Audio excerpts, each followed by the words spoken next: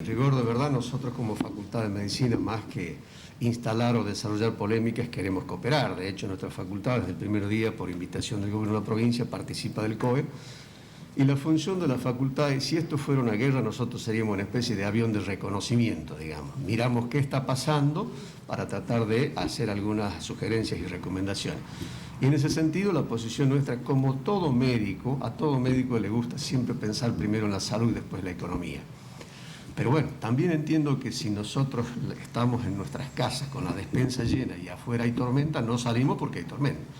Pero si la tormenta se prolonga por muchos días y la despensa se nos va acabando, hay que pensar cómo hacer para seguir con las provisiones.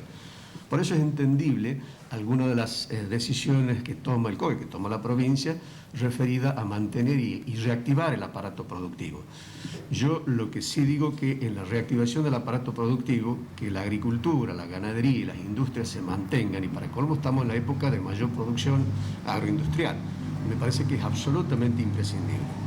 La discrepancia está en alguna medida porque algunas, por ejemplo, la medida de suspender las reuniones familiares y sociales, yo estoy totalmente de acuerdo.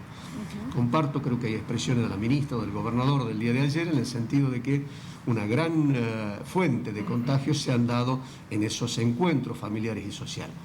Pero cuando uno piensa en un bar, en un restaurante, está pensando que son lugares de socialización también.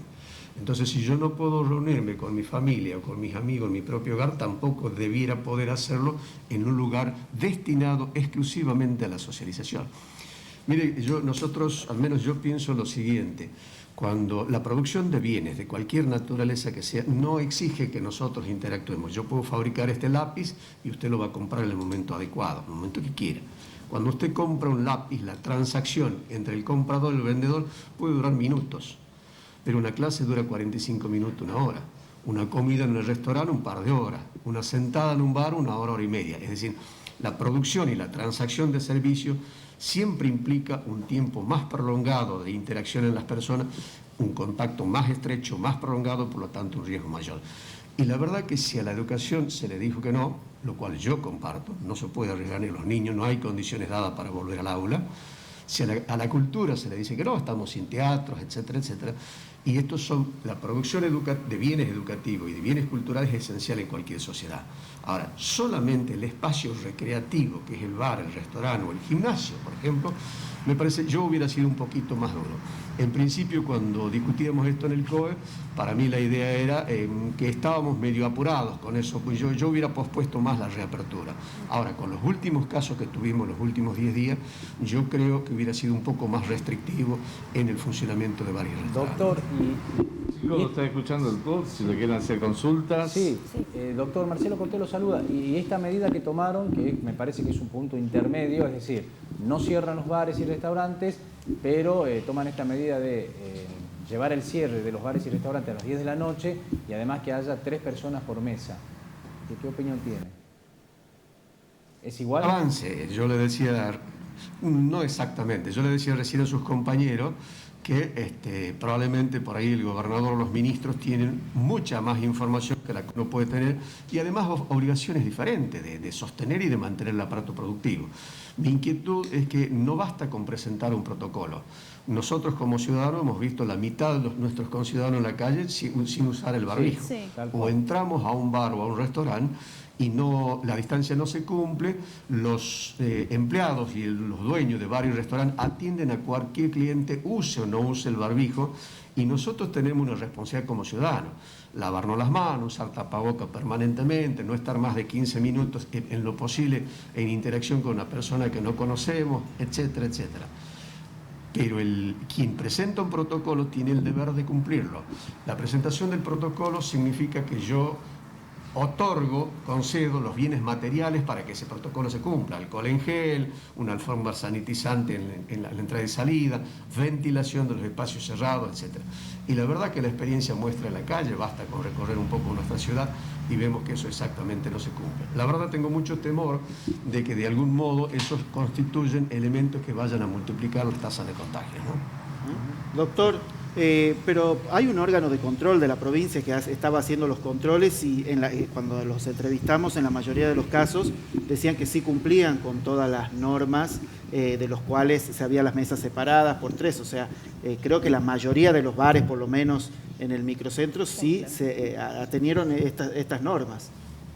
Por eso me parece raro que usted diga que no se están llevando a cabo las medidas de protocolo en los bares, porque la mayoría tiene todas las medidas. La alfombra no te dejan entrar si no te levantás al baño y no podés ir sin barbijo. O sea, ellos hacen todo lo posible para que la gente se sienta tranquila cuando va a los bares. Mire, bueno, tenemos visiones diferentes. Sí, en realidad yo creo sí. que todos los sectores de la producción han presentado los protocolos. De ahí a que se cumple, basta la experiencia directa. Yo creo que usted, igual que yo, hemos entrado a negocios desde venta de productos, lo que fuere, panadería, Sí. verdulería, carnicería, y en más de una oportunidad nos hemos dado con que los propios vendedores no estaban utilizando barbijo. Bien. Yo creo también que esta demasiada prolongada situación que estamos viviendo, de alguna manera hace a veces bajar los brazos, después nos asustamos un poco, lo volvemos a levantar, pero en estos días, por ejemplo, donde los primeros días de cuarentena el cumplimiento era absoluto, era estricto. Después nos fuimos relajando. La relajación social hace incrementar los riesgos. Y sí creo, como usted, que quizás la última semana, ante el recrudecimiento de los casos, sobre todo el caso de Alastegui y la zona este, ha generado que nos vuelva el temor y se ha intensificado el control en los negocios en los bares. Claro. Pero le pido que se retrotraiga un mes atrás y creo que la situación era muy diferente. Doctor, ¿no? ¿estamos cerca de la circulación comunitaria ya? De la circulación... Sí, yo creo que estamos cerca. También creo que no la hay.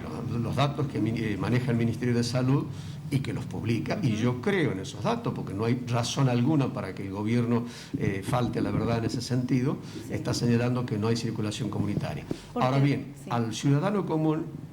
Sí, al ciudadano común nos debería interesar que el virus está presente en 14 de los 17 departamentos. El concepto de circulación comunitaria es de muy alta importancia para el sistema de salud porque le permite lo que llamamos trazabilidad, es decir, el seguimiento de los casos y los contactos. Y para el sistema de salud mejora las posibilidades de control.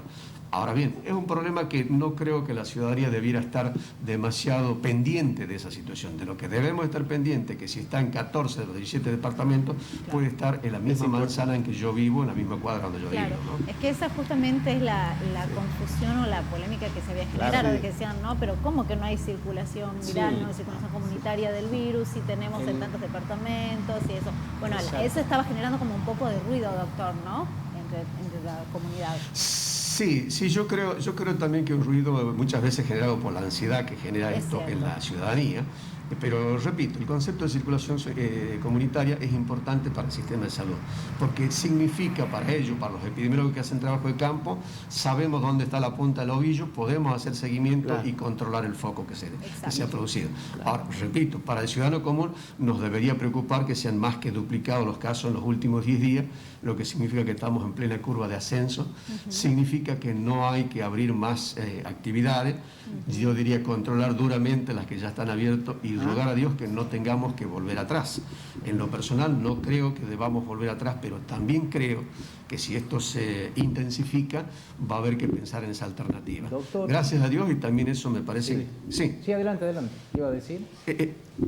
No, iba a significar el hecho de que por ahí la angustia nos gana porque pensamos en nuestros mayores, en nuestros hijos, pero Tucumán no es Jujuy, por ejemplo. Estamos con 300 casos, Jujuy está en 3.000, Jujuy tiene poco más de 700.000 habitantes, Tucumán ya llegamos a 1.700.000, de manera que si usted hace la relación, estamos a una diferencia enorme. Lamentablemente los jujeños no la están pasando bien, tienen 20 veces más casos que nosotros en función de la proporción de poblaciones que tenemos. No estamos igual que Jujuy.